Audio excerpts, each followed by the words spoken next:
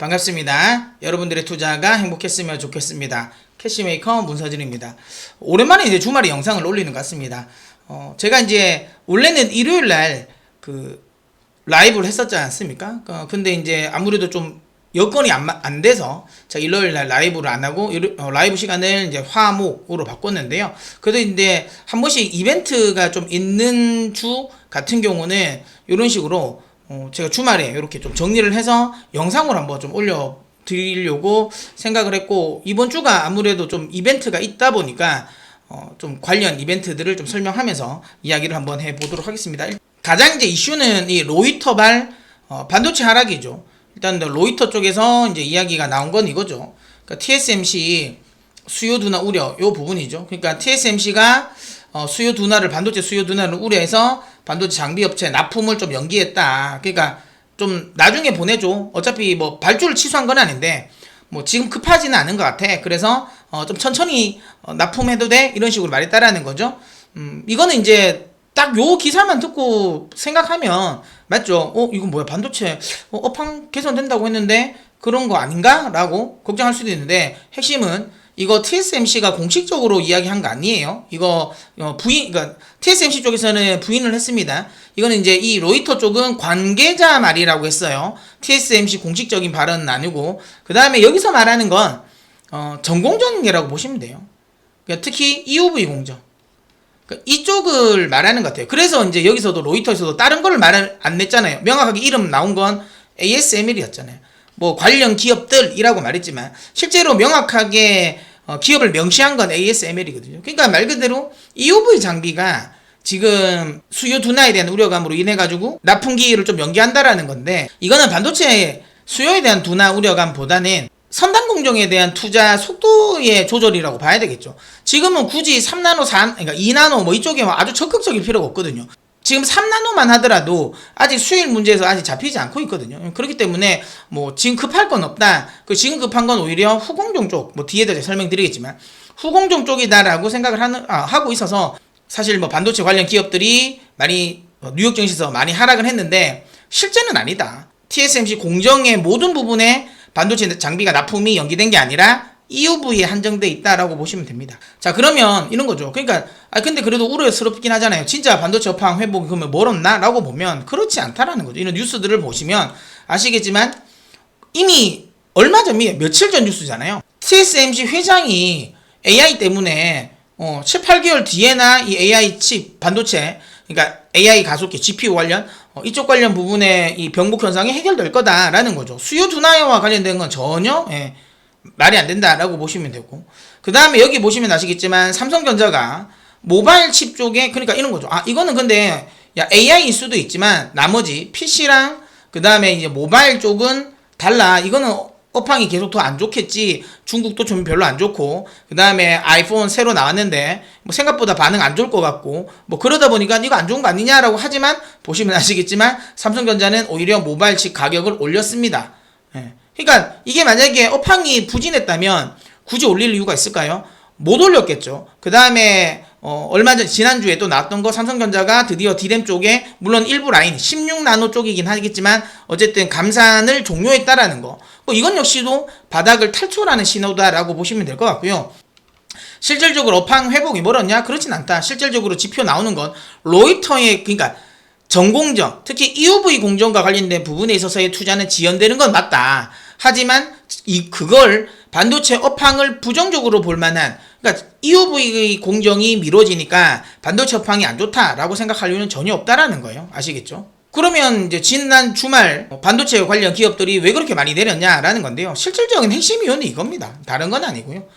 동시만기일에 따른 해칭 포지션 청산이에요. 이게 무슨 말이냐면, 그러니까 델타 해칭 전략 물량이 대규모 청산됐다라는 거고, 이거와 관련된 포지션 자체가 한 4조 달러 됩니다. 어마어마하죠.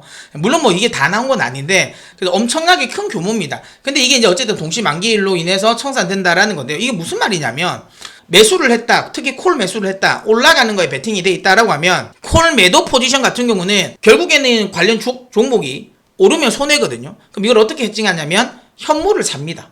현물을 사요. 현물을 사서 선물 쪽에서는 옵션 쪽에서 옵션 매도에 대해서는 손해를 보지만 대신 현물이 올라가기 때문에 여기서 이제 수익금으로 속된 말로 이제 이거를 세이브하는 거거든요. 그걸 이제 델타 히팅 전략이라고 하는데 이게 이제 만기가 지나기 때문에 가지고 있는 포지션을 정리하면 돼요. 굳이 이거를 물론 뭐 더 끌고 가는 것도 있긴 하지만 다 내놓진 않아요. 다 내놓으면 이게 4조 달러니까 안 되겠죠. 그래서 다 청산하진 않지만 어쨌든 일부 부담되는 물량 같은 경우는 좀 청산을 합니다. 그러니까 그 물량이 만기일에 나온 거예요. 그러니까 특별하게 뭔가 이슈가 된 건 아닙니다. 그래서 만기일 영향으로 인해서 그게 조금 더 부각됐다라고 보시면 됩니다. 제가 보기에는 크게 그러니까 반도체 업황에 대한 전체적인 부분을 좀 문제 삼을 만한 건 아니다. 이렇게 이야기를 드리도록 하겠습니다. 그 다음에 뭐 이것도 이야기 드렸고 ASML과 관련된 선단공격 투여 지연이라는 거죠. 자, 그 다음에 중요한 건 시장의 핵심은 지금은 그래서 이게 아니라는 거예요. 그러니까 이번에 TSMC가 이 전공정단에 있어서의 투자 지연이 반도체 전체적인 업황에 대한 우려감, 특히 우리 기업들, 그럼 큰 악재가 될 만한 요인일까라고 하면 그렇지는 않다는 거죠. 왜? 지금의 시장의 핵심은 어드밴스 패키징이잖아요. 그러니까 거기와 관련된 부분은 지금 TSMC 역시도 투자를 엄청나게 하고 있습니다. 여기 보시는 것처럼 지금 이 어드밴스 패키징 쪽에는 계속 지금 투자를 하고 있기 때문에 실질적으로 지금 우리 시장의 핵심이라고 볼 수 있는 이 후공정단의 모멘텀이 훼손된 건 아니다라고 보시면 될 것 같아요. 자, 그 다음에 더 중요한 건 이거죠. 이제 삼성전자가 이제부터는 3분기 실적 시즌의 영향권에 접어든단 말이에요.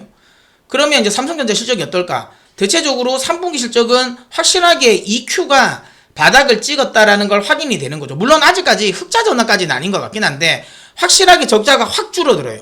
확 줄어들고 그로 인해서 삼성전자의 전체적인 영업이익이 많이 늡니다. 그러니까 이제 3분기, 그러니까 10월달부터 되겠죠. 10월달부터는 다시 삼성전자 실적에 대한 개선 기대감이 반영될 가능성이 높아요.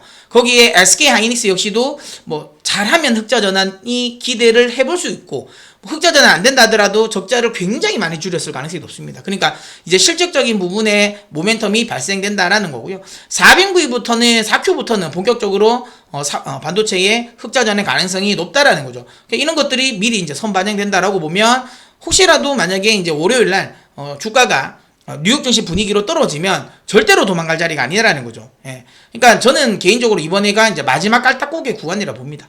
그러니까 다 왔다. 그러니까 반도체 업황에 대한 우려감 막 이런 거 다 있지만 결국에는 그거 마무리되고 이제 실적으로 보여준다라는 거. 다시 한번 말씀드리지만 삼성전자가 감산을 종료하고 일부 라인에 인해서 그 다음에 모바일 칩 가격을 올렸다라는 것 자체. 그 다음에 여전히 파운드리 쪽 내에서 어드밴스드 패키징 쪽에 투자는 계속 진행되고 있다라는 점, 뭐 이런 점들을 감안한다면 실제로 실적이 찍히는 걸 확인이 된다면 반도체 관련 섹터들의 이 탄력도는 더 높아질 가능성이 없습니다. 그래서 이번이 저는 마지막 깔딱고개니까 절대로 조정이 나온다고 하셔서 두려워하실 필요는 없습니다. 지금까지 잘 참아오셨잖아요. 잘 견뎠는데 다 왔는데 여기서 던지는 건 너무 아까워요. 무슨 말인지 아시겠죠? 그러니까 절대로 여기서는 조정을 두려워하지 마시라라는 이야기 드리도록 하겠습니다. 자, 그 다음에 이제 이번 주에 있을 FOMC 회의와 관련된 부분인데요. 이건 뭐 특별한 건 없어요. 다들 아시는 것처럼 뭐 금리는 동결될 거죠. 예, 여기서 뭐 금리 인상할 가능성은 없어 보이고. 다만 이제 금리 인상을 종료는 안 할 것 같아요. 아무래도 지금 최근에 유가도 많이 오르고 있어서 아직까지 인플레이션과의 싸움이 끝났다고 생각하진 않은 것 같아요. 그래서 금리 인상을 여기서 끝내겠다라는 말은 안 할 것 같고 계속 이제 상당 부분 상당 기간 고금리를 유지하겠다. 요 스탠스는 계속 유지할 것 같습니다. 그러면 특별하게 변화된 건 없어요. 그러면 우리가 시장에서 뭘 봐야 되냐라는 건데요. 제 생각에는 뭐 계속 아시겠지만 결국엔 우리가 점도표를 봐야 됩니다. 이게 6월 점도표거든요. 그러니까 이게 원래 혹시 만약에 이 점도표가 이게 원래죠. 이게 살짝 내려오면 이게 지금 한 번 정도 더 남은 거거든요. 예. 여기서 이제 추가적으로 지금 앞으로 한 번 정도 더 남았다. 그러면 11월에 금리 인상을 한 번 더 마지막으로 할 수는 있어요.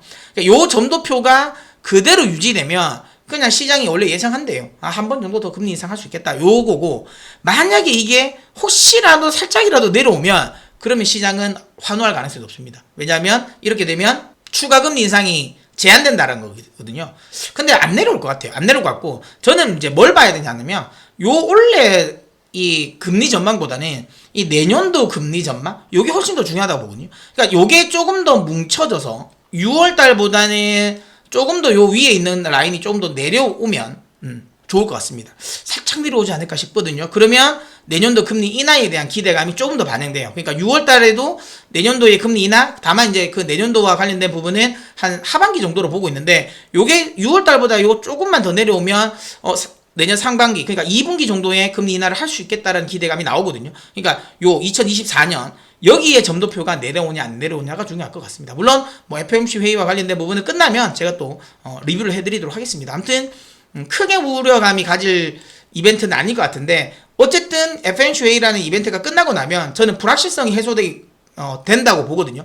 그리고 3분기 실적 시즌으로 넘어가는 거잖아요. 그렇게 되면 불확실성을 좀, 통화정책에 대한 불확실성이 해소되고 3분기 실적에 대한 기대감이 반영되기 때문에 오히려 시장 그때부터 조금 더 안정을 찾지 않을까, 이렇게 저는 생각을 합니다. 그러면 이번 주 시장은 어떻게 움직일까? 지난주 이 우리나라도 이제 만기가 동시만기였잖아요. 그러니까 동시만기에서 좀 특징적인 수급을 많이 보였잖아요. 삼성전자라든지 이런 대형주 쪽에 매수세가 확 몰렸어요. 물론 이거는 이제 선물 포지션과 관련된 연계되어 있는 물량이, 그러니까 프로그램 차익 물량이 이제 나온 거고. 근데 이렇게 세게 지수물 쪽으로 프로그램 차익 물량이 많이 돌았다라는 것 자체가 이제 슬슬 종목 장세가 좀 끝나는 게 아닌가. 그러니까 지수장으로 넘어간다라고 저는 생각을 합니다. 아니면 이만큼까지 많이 매수가 되진 않았을 거거든요. 이 수급적인 부분을 보더라도, 여기 보이실지는 모르겠지만 일단 지금까지 이게 이제 기관이죠. 당연히 이제 프로그램 쪽에 잡히는, 주체로 잡히는 거, 실제로 외국인들이 매도를 했어도 외국인으로 잡히진 않아요. 프로그램은 대부분 다 금투 쪽으로 잡힙니다. 매매하는 계좌 자체가 그렇기 때문에. 그래서 이게 이제 이렇게 의지 있게 많이 1조잖아요. 1조씩 이틀에 걸쳐서 들어왔다라는 것 자체가, 지금까지는 지수 플레이를 안 하겠다라고 했는데 이제부터는 지수 플레이 좀 하겠다라는 거거든요. 근데 국내에서 지수 플레이를 하겠다는 거 뭐겠어요? 결국에는 삼성전자, SK하이닉스가 간다라고 생각하는 한다라는 거잖아요. 그렇게 되면 3분기부터 반도체 업황에 대한 기대감이 있다라는 거고, 그러면 이런 식으로 자금들이 지수 플레이를 한다라는 거는 결국에는 테마주가 이제 죽을 가능성이 높아요. 그러니까 지금 최근에 이제 이렇다하게 지수가 좀 지지부진하지 않았습니까? 그리고 원래 이제 주도주였던 반도체라든지 2차 전지가 좀 지금 조정을 주다 보니까 테마주가 좀 극성을 부리는데, 이게 제가 보기에는 이제 마무리될 수 있다. 그러니까 의료용 AI, 그 다음에 지금 초전조티는 이제는 날아갔지만, 그 다음에 이제 로봇 관련 이런 쪽에 테마가 계속 지금 불었는데, 이 테마의 움직임, 테마 섹터의 움직임은 좀 약해질 가능성이 높고 오히려 지수물에 대한 흐름이 좀 좋아지지 않을까, 이렇게 저는 생각을 합니다. 자, 그 다음에 이제 3분기 실적 시즌의 영향권에 접어들기 때문에, 그러면 3분기 실적이 잘 나올 거라고 기대되는 섹터 쪽으로 자금이 많이 몰리겠죠. 이게 대표적으로 지금 삼성전자를 매수하는 이유가 반도체 업황에 대한 기대감 때문일 것 같고, 그 다음에 조선주라든지 이런 종목들도 지금 실적에 대한 기대감이 있거든요. 그래서 3분기 실적에 대한 기대감이 있는 종목들로 좀 수급은 좀 몰릴 것 같고, 그래서 그쪽 관련 부분의 흐름은 좋을 것 같다라고 생각이 듭니다. 다만 이제 국내 시장 같은 경우는 추석 연휴가 있기 때문에 아직까지 수급이 조금 얇을 것 같긴 해요. 그래서 변동성은 조금 더 키우긴 하겠지만 결국에는 이제 10월로 넘어가는 흐름부터는 흐름이 좀 괜찮게, 지수와 관련된 부분이라든지 이런 쪽으로 이제 좀 실적에 대한 기대감이 있는 이런 종목들은 좀 흐름이 좀 계속 나올 거라고 좀 보고 있기 때문에, 만약에 이제 이번에 좀 조정을 준다면 관련 종목들 계속 좀 모아갔으면 좋겠다라고 말씀을 드리도록 하겠습니다. 자, 그러면 이번 한 주도 여러분 다들 성투하시고요. 저는 또 다음 영상에서 찾아뵙도록 하겠습니다.